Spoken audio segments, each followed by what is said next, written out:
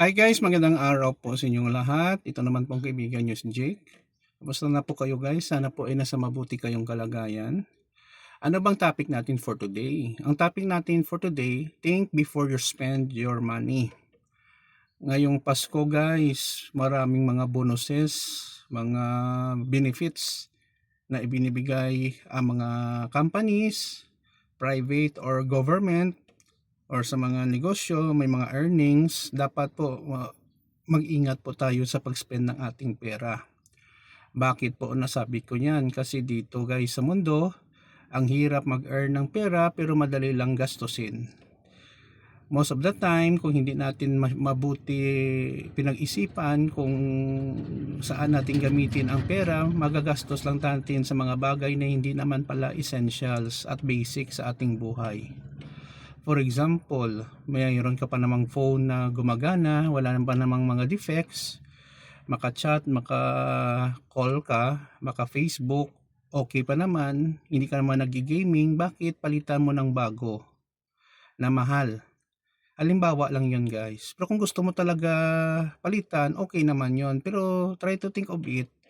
Instead naman ibibili mo ng around 10 to 15,000 worth of phone na bago, pwede mo naman yun i-save at gamitin ang pera sa mga bagay na makabuluhan.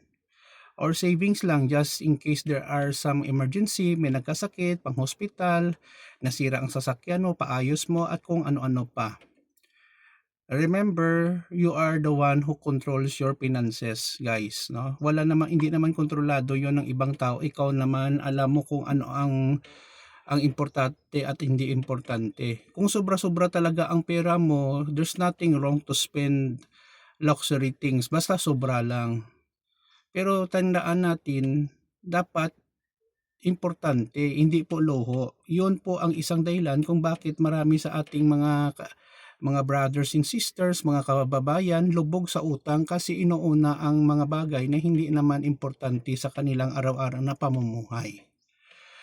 Yun lang po guys ang masishare ko sa inyo kasi kung hindi natin iplanuhin ang ating panggastos, ang ating pera, most likely will end up wala talaga tayong masisave na pera at saka sa time na nangangailangan tayo wala tayong dudukutin. So mangungutang tayo, interest at saka hindi tayo makatulog kasi may babayaran tayong mga utang. Isa po sa mga dahilan kung bakit stress ang tao ay kawalan ng pera. Tandaan nyo yun guys, no?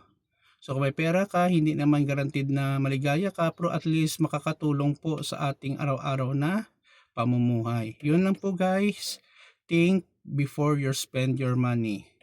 So sana po may napulot po kayong aral. Maraming salamat po sa pag-follow nyo sa aking Facebook at YouTube channel. Kung hindi pa kayo naka-follow, please follow me. Maraming salamat sa inyong suporta. And then sa YouTube, please subscribe to my channel. Maraming salamat po. Ingat po tayo palagi. Enjoy our holidays this Christmas season, year 2025. Kita-kita po tayo guys sa sunod na video. Ito naman pong kaibigan si Jake. Paalam!